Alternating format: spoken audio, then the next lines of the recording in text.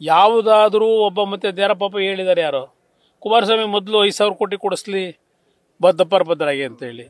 ಅಲ್ಲಿ ಯಾವನ ಕೂತ್ಕೊಂಡ್ಬಿಟ್ಟು ಅಲ್ಲಿ ರಸ್ತೆಯಲ್ಲಿ ಹೇಳಿದ್ರಾಯ್ತಾ? ಸರ್ಕಾರದ ಮಂತ್ರಿಗಳು ಯಾವನಾದ್ರು ನನ್ನ ಹತ್ರ ಬಂದವನ? ಇಲ್ಲ ನನಗೇನಾದ್ರು ನಮ್ಮ ಇಲಾಖೆಗೆ ಏನಾದ್ರು ಒಂದು ನಿಮ್ಮ ಪರವಾಗಿ ರಿಕ್ವೆಸ್ಟ್ ಮಾಡಿ ಅಂತ ಯಾರಾದ್ರು ಬಂದು ಕೇಳಿದ್ದೀರ ನನ್ನನ್ನು ಯಾವ ರೀತಿ ನಡೆಸ್ಕೊತಾ ಇದ್ದೀರಿ?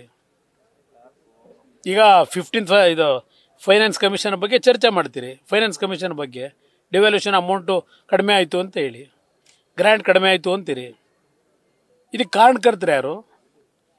BJP MLA ಶಾಸಕರನ್ನ ಬೈತೀರ, ಲೋಕಸಭಾ ಸದಸ್ಯರನ್ನ. ಈ ಸಿಸ್ಟಮ್ ತಂದವರು ಕಾಂಗ್ರೆಸ್ ಸರ್ಕಾರವೇ. ಸ್ವಾತಂತ್ರ್ಯ ಬಂದ ನಂತರ ಫೈನಾನ್ಸ್ ಕಮಿಷನ್ನ ರಚನೆ ಮಾಡಿದ್ದೆ ನೀವು, ಅದಕ್ಕೆ ಗೈಡ್ಲೈನ್ಸ್ ಇಟ್ಟವರು ನೀವೇ. 10 ವರ್ಷ ಪ್ರಧಾನಮಂತ್ರಿಗಳಾಗಿ ಇವರಿದ್ರಲ್ಲ ಮನಮೋಹನ್ ಸಿಂಗು. ಇದೆಲ್ಲ ಸರಿಪಡಿಸ್ಕೊಳಕ್ಕೆ ಯಾಕೆ ಸರಿಪಡಿಸ್ಕೊಳ್ಳಿಲ್ಲ? ಆಗಲೇ ಸರಿಪಡಿಸ್ಬೋದಾಗಿತ್ತಲ್ಲ.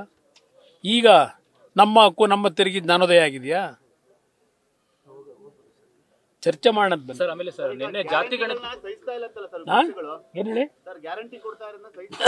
ನಾನು ಹೇಳ್ತಾ ಇದ್ದೀನಲ್ಲ, ಈ ಗ್ಯಾರಂಟಿ 2,000 ರೂಪಾಯಿ ಕೊಡ್ತಾರಲ್ಲ ಗೃಹಲಕ್ಷ್ಮಿ, 4,000 ಮಾಡಿ ನಿಮಗೆ ಅಭಿನಂದಿಸ್ತೀನಿ.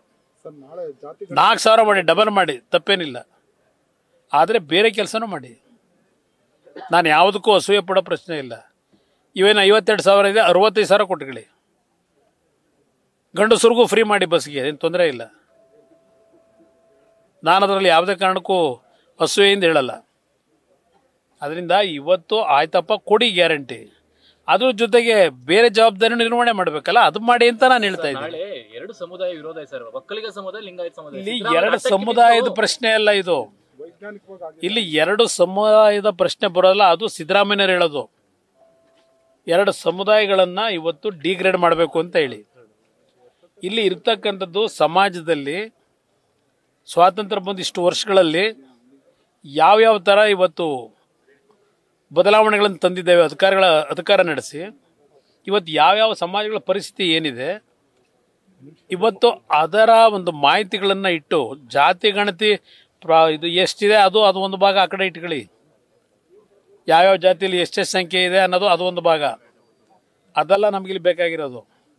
ಇಲ್ಲಿ ಬೇಕಾಗಿರೋದು ಯಾವ್ಯಾವ ಸಮಾಜದಲ್ಲಿ ಎಷ್ಟರ ಮಟ್ಟಿಗೆ ಬಡತನ ರೇಖೆನಲ್ಲಿ ಯಾರಿದ್ದಾರೆ, ಅದರ ಒಳಗೆ ಯಾರಿದ್ದಾರೆ, ಮೇಲೆ ಯಾರಿದ್ದಾರೆ, ಅವರಿಗೆ ಸರ್ಕಾರಗಳು ಏನು ಮೇಲೆತ್ತಲಿಕ್ಕೆ ಆ ತುಳಿತಕ್ಕೆ ಒಳಗಾಗಿರ್ತಕ್ಕಂಥ ಏನು ಎಲ್ಲ ಸಮಾಜದಲ್ಲೂ ಇದ್ದಾರೆ ಬಡವರು. ಏನು ಮಾಡ್ತಾರೆ ಅಂತ ಗೊತ್ತಿಲ್ಲ, ಇನ್ನು ನೋಡೋಣಂತೆ, ತರಲಿ ನೋಡೋಣಂತೆ, ಮಾತಾಡೋಣ. ನ್ಯೂಸ್ ಫಸ್ಟ್ ನಿರ್ಭೀತಿಯಿಂದ ನಿಮ್ಮ ಪರವಾಗಿ.